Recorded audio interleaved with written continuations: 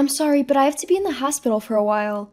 After the test they did at the hospital, they decided it's best to investigate further, so I'm going in for diagnostic admission. Therefore, I won't be able to take care of things at home for a bit. I'm sorry. Are you serious? Is everything okay?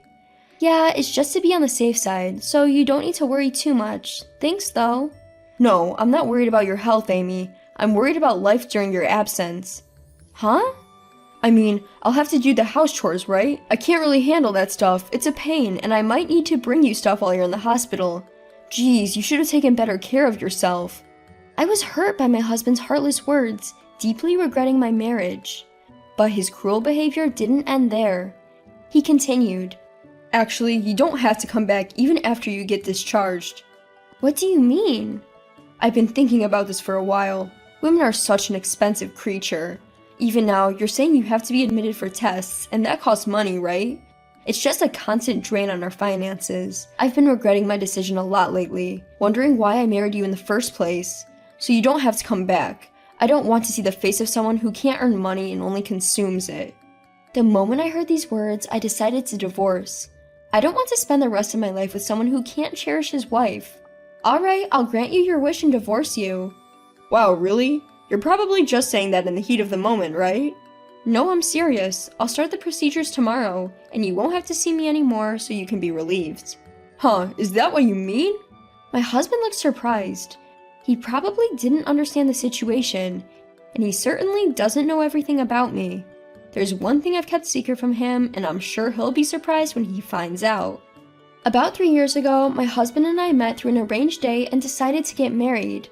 My original life plan was to be married by 28 at the latest, but things didn't go as planned.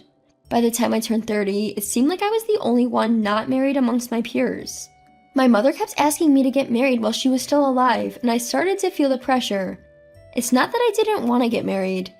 It's just that no relationship lasted long enough for marriage to be a possibility. Except for one man. I thought we would eventually get married, but during our second year together, I lost contact with him.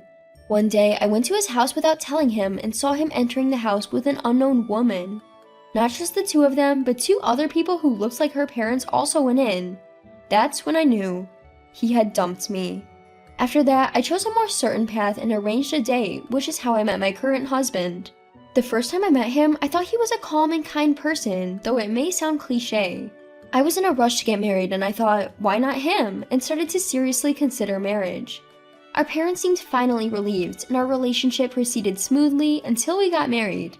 It was good that I was finally able to put an end to my single life, but my husband began to change gradually after we got married. When we got married, he started to set up some kind of rules for our life together. At first, I thought it was a good idea, but over time, I started to find it annoying.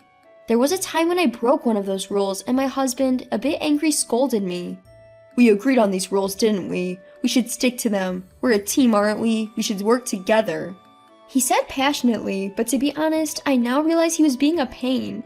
At that time, I forced myself to agree with him, but after that incident, he started to bluntly point out my faults. At first, I apologized and adhered to the rules. For instance, preparing the bath 15 minutes before he returned home, having dinner ready as soon as he got out of the bath, and so on. It takes about 30 minutes to get home from work. When he's on his way home, he calls me, and I prepare the bath 15 minutes after the call so that it's ready when he arrives. To be honest, it's quite a hassle. I thought it would be much easier to prepare everything based on his estimated arrival time. When I began to feel this way, my husband's nagging became too much, and I finally complained. Look, I have my own things to do, and there will be times when I can't meet your expectations. Our lives aren't the same every day, so can I just do things in my own time? I promise I'll have the bath ready by the time you get home. My husband was taken aback for a moment, then he looked at me with wide eyes, said nothing, and walked off to the bedroom. Did I say too much? I started to feel a bit guilty. But then he came back from the bedroom. I was about to say something when he slammed something down on the table. When I saw what he had put down, I was stunned. What does this mean? What is this? Can't you see? I'll explain. This is a divorce paper. It's used to dissolve a marriage. I'm not asking about that. I'm asking if you're serious about this. Plus, it's already filled out. Did you plan to divorce from the beginning? That's right. I prepared the divorce papers at the same time as the marriage papers. We were strangers living together, weren't we? We can't expect everything to go smoothly when two strangers live together. So I was prepared for this.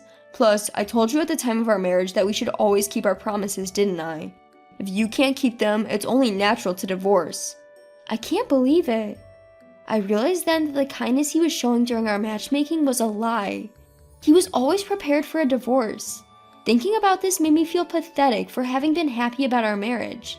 Should I just sign the divorce papers in front of me and get it over with? But I decided to think calmly. If I divorce now, it will undoubtedly disappoint my parents, friends, and relatives who were so happy for me. And considering my age, I wasn't sure if I could find another partner if I divorced now. I had no choice but to. I'm sorry, it was my fault.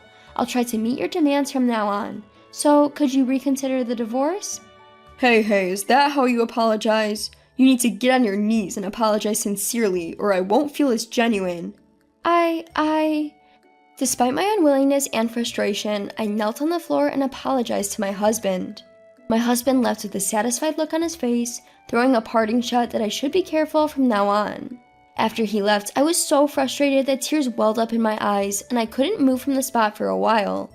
I never thought I would be subjected to such irrationality, even if it was to prevent a divorce. I couldn't believe that the man I married could do such a thing with such ease. From that day forward, I found myself being more cautious in my everyday life. Chasing time every day, I always put my own needs last. My life had become completely centered around my husband. He seemed pleased with my newfound obedience, but I was physically and mentally drained. But during these times, there was one person who offered me some comfort, my friend Sarah, whom I've known since high school and still occasionally meet. I had confided in Sarah about my husband's recent behavior. She didn't suggest that I should get a divorce, but she did say that if things continued as they were, I would end up being treated like a servant. I began to think that perhaps getting a divorce would be the best decision. Sarah, always mindful of my mental state, proposed an idea one day. "Why don't you help me with my work?" she suggested. "Your work? But I have no experience, and I'm not good with computers." No worries. You'll get the hang of it once you're taught properly. You're a fast learner, aren't you, Amy? It'll be fine. Sarah currently runs an online store. I had heard before that she makes a substantial income. I had thought she was still managing everything by herself, so why did she ask me? She told me she could use an extra pair of hands. Looking back, I think Sarah was just trying to help me, knowing that I was feeling stifled in my day-to-day life. I had been looking for a breather myself, so I eagerly agreed. I was unsure whether I should tell my husband about this, but Sarah advised me to keep it a secret. After all, if he says no and you lose this, you'll have nowhere to escape. It's not like you're having an affair. It's okay for a married couple to have a few small secrets. If he asks, just tell him you're going to hang out at my place. And so, a few days later, I started working at Sarah's house. The work mainly involved using a computer, and initially, I struggled a lot and had to rely on Sarah for guidance, but I gradually got used to it. Of course, when I returned home, my life would revolve around my husband again, but having a place where I could take a breath made me feel considerably better. And I started earning a decent income as well.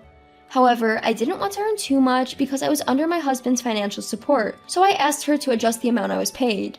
But perhaps due to the daily stress, I fell ill one day and had to go to the hospital. There, they suggested that I should be admitted for testing. I hope it's nothing serious, but the doctor said it would be better to get tested, so I agreed. When my husband came home and I told him about it, his response was utterly callous. "How long will you be in the hospital for tests? And who's going to take care of me while you're gone?" Well, I'm not exactly sure about that.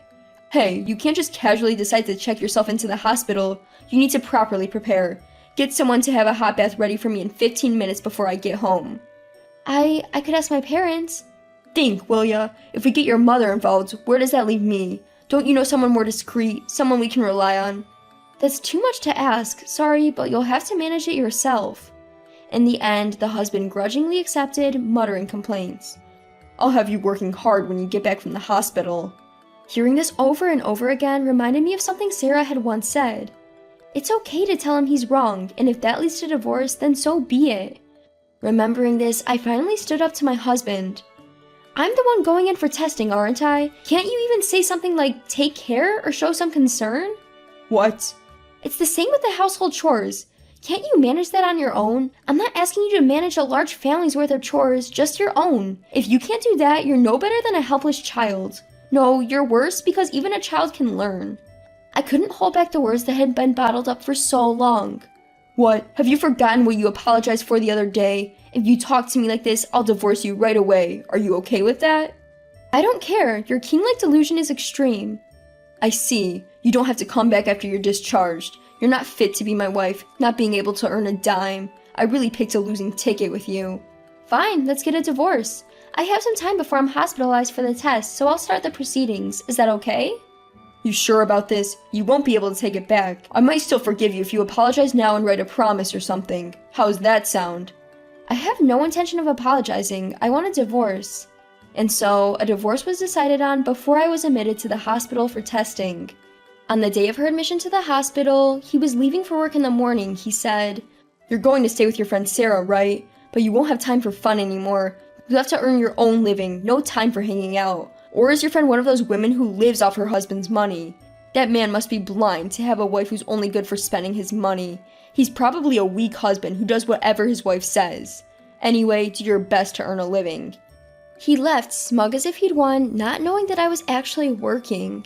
This meant I wouldn't have to adjust my income anymore. And he didn't realize that it was his position, not mine, that was precarious. I went to the hospital for testing, nervous about what might be found. But everything was fine, and I was able to be discharged without any issues. Sarah came to pick me up on the day I was discharged. I was helped out of the hospital, and I started working at Sarah's house the next day. I had already signed a lease for an apartment, and all that was left was to move out my belongings from my husband's house. A few days later, I had arranged for movers to come and help my move. After moving out my belongings and returning home, I finished my work at Sarah's house the next day and found a bunch of missed calls on my phone. The calls were from my husband. Thinking I might have left something behind, I answered the phone. "Hello? Don't call me so many times when I'm working. What do you need?" "Hey, you're the one who ratted me out, aren't you?" "What are you talking about?" "Sarah's husband. He's the area manager." "Oh, really?" You knew, didn't you?" "Who knows?" "Playing some revenge, huh? Pathetic. Trying to ruin me by tattling, you're a worthless woman to the end." "Think what you want. We're not married anymore, remember?" "Wait, did you call just to say all that?" He stuttered a bit. No, that's not. Could you, clear up the misunderstanding for me?" "What do you mean?" "I mean, tell the area manager that it was all a misunderstanding from your side. Otherwise, it'll be awkward if I see him at a meeting, right? If you understand, please let him know as soon as possible. I'll even pay you alimony or whatever if you do." Is that how you ask someone for a favor? "What?" "Do you always act like this when apologizing? If you're going to apologize, you need to be truly sorry, from the bottom of your heart right down to the ground." Those were words that my ex-husband once said to me. I won't let him say he can't. Ugh, grrr. "Oh, switch to a video call? I can't see anything through a phone call." He switched to a video call, revealing himself. I'm truly sorry for what happened. Please clear up the misunderstanding with the area manager." He prostrated himself on the ground. But I'm the type to return what I receive, and double at that. Sorry, the signal's kinda bad. I couldn't see anything, so I can't clear up any misunderstanding. Bye now." "Hey, wait a minute." The call ended there. And so, this incident came to a close. As for my ex-husband, the rumors spread to other store managers at meetings attended by the area manager. He found it hard to stay and submitted a transfer request and was subsequently moved to another region. He couldn't resign due to his high position and good salary, but the rumors followed him to his new location, leaving him no place to escape. He seems to be working quietly now. Since then, I have been working with Sarah and our business is booming. We plan to expand and venture into various other businesses. I'm truly grateful to Sarah. If Sarah hadn't been there, I might still be a maid today. So if she ever needs help, it's my turn to be there for her. That's the only way I can repay her kindness.